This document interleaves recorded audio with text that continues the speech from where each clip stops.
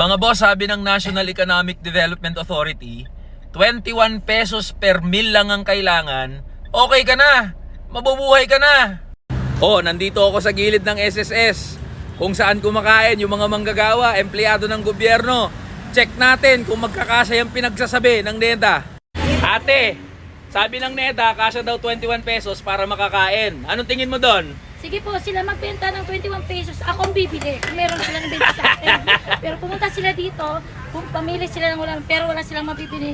Ganung halaga. Magkano ba yung tinitinda nyo na ulam dito? May 21 pesos ba? Wala. Wala po, sir. Saan makakapunta yung 20 sabi pesos niya, kung sabi mo 21? 64 sa isang buong araw. Sa isang araw Naku, po. walang di magkakasya yun. Sige sir, bibigyan ko siya ng 64 pesos. Pagkasya niya sa isang araw Pagkasya yun. niya sa isang araw. Sige po, ang itlog, 15. Mm. Ang kanin, may 20, may 15. Hmm.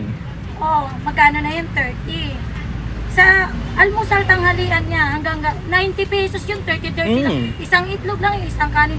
Sa tingin mo, kaya mo yun, sir? Narinig mo yon?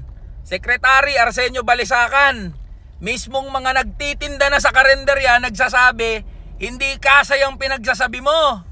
Kundi ba naman kasi kayo pare-parehas na gago dyan sa NEDA at saka Department of Finance? Puro kayo economic assumptions. Hindi nyo alam yung pinagsasabi nyo. Hindi lapat sa realidad sa tunay na buhay ng mga manggagawa at ordinaryong Pilipino. Kaya kung makapagsabi kayo na kapag may more than 21 pesos ka o more than 64 pesos a day sa isang buong araw, di ka na mahirap, tangina mo Arsenio Balisacan. Alam nyo ba mga boss na sabi sa isang pag-aaral ng Ateneo School of Governance, 693 pesos ang kailangan para mabili lahat ng rekado o ingredients para sa healthy na pagkaing Pinoy sa isang buong araw.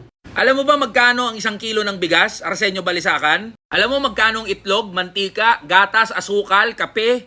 Aminin nyo na kasi kung bakit ganyan yung computation nyo. Mga boss, hindi aksidente na ganyan kababa ang computation ng poverty threshold. Pag mas mababa kasi yung computation nila, mas madali nilang i-declare na mas maraming Pilipino ang umaangat mula sa kahirapan. Pwede nilang sabihin na mas gumaganda ang buhay ng milyon-milyong Pilipino dahil yung computation nila ng poverty threshold napakababa. Tignan nyo nga para sa gobyerno, hindi na mahirap ang isang tao kapag meron siyang more than 64 pesos a day na ginagastos para sa kanyang pagkain. Edi ang resulta nun sa statistics ng mga mahihirap na Pilipino, mas iimpis, mas kokonti.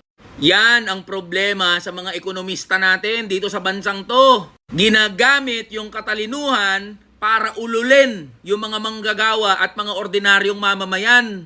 Palibasa kasi ang lalaki ng sahod nyo Palibasa di nyo alam paano maging minimum wage earner. Palibasa ang sasarap ng buhay nyo dyan sa mga de-aircon yung opisina at bahay. Kaya kung ano-ano na lang yung mga pinagsasabi nyo. Hoy Arsenio Balisacan tsaka mga taga-Department of Finance. Hinahamon ko kayo, hinahamon namin kayo. Ibaba nyo yung mga sahod nyo sa minimum wage. Provincial rate pa. Tapos pagkasahin nyo 21 pesos per meal 64 pesos a day. Tangina, tignan ko kung di kayo matawa sa sarili nyong kagaguhan.